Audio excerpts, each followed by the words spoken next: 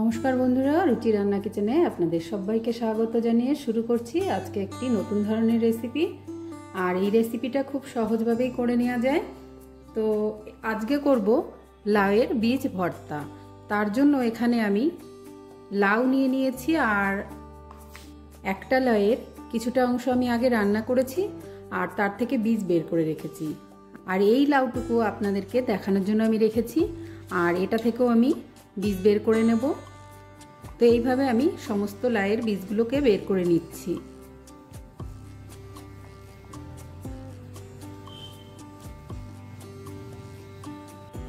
সমস্ত লাউয়ের বীজটা আমি বের করে নিয়েছি। এবার চলে যাব রান্নার জন্য।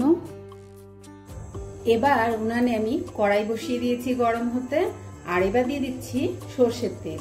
এখানে 2 টেবিল চামচ সরষের তেল দিয়েছি। আর এবার আমি দিয়ে দেব, এখানে কেটে রেখেছি 2টো পেঁয়াজ, ছোট সাইজের ছোট করে কেটেছি। আর এখানে 4টে কাঁচা লঙ্কা একটু ছোট ছোট করে কেটে নিয়েছি। আর এখানে আছে 9-10 কোয়া রসুন। এটা আমি সম্পূর্ণটা এর মধ্যে দিয়ে দিচ্ছি।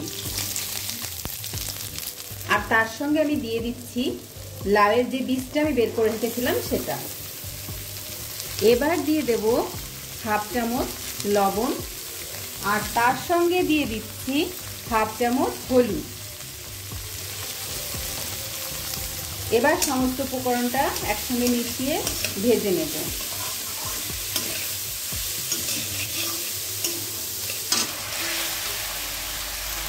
আর এই বীজটা যখন ভেজে নেবেন তখন দেখবেন বীজটা থেকে একটু রস বেরোবে। আর এই রসটা যতক্ষণ না শুকিয়ে যাবে ততক্ষণ বীজটাকে একটু ভেজে নিতে হবে। গ্যাসের ফ্লেমটা আমি এখন লো টু মিডিয়ামে রেখেছি। এইভাবেই বীজটাকে ভেজে নেব। লাউয়ের বীজটাকে 4-5 মিনিট ভেজে নিয়েছি, আর এর মধ্যে কোনো রস নেই। এবার আমি এটাকে নামিয়ে ঠান্ডা করে নেব। এবার আমি বীজটাকে নামিয়ে নিচ্ছি। বীজটা আমি 4-5 মিনিট মতো ভেজে নিয়েছি।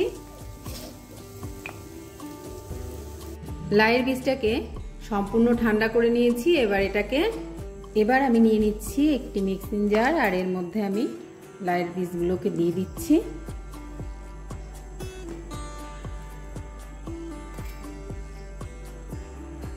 লাউয়ের বীজটা দেওয়ার পরে এটাকে একটু আমি পেস্ট করে নেব। লাউয়ের বীজটাকে আমি পেস্ট করে নিয়েছি মিক্সিং জারে, আর আপনারা চাইলে এটা শিলেও বেটে নিতে পারেন। এবার এটাকে আমি একটু প্লেটে ঢেলে নিচ্ছি।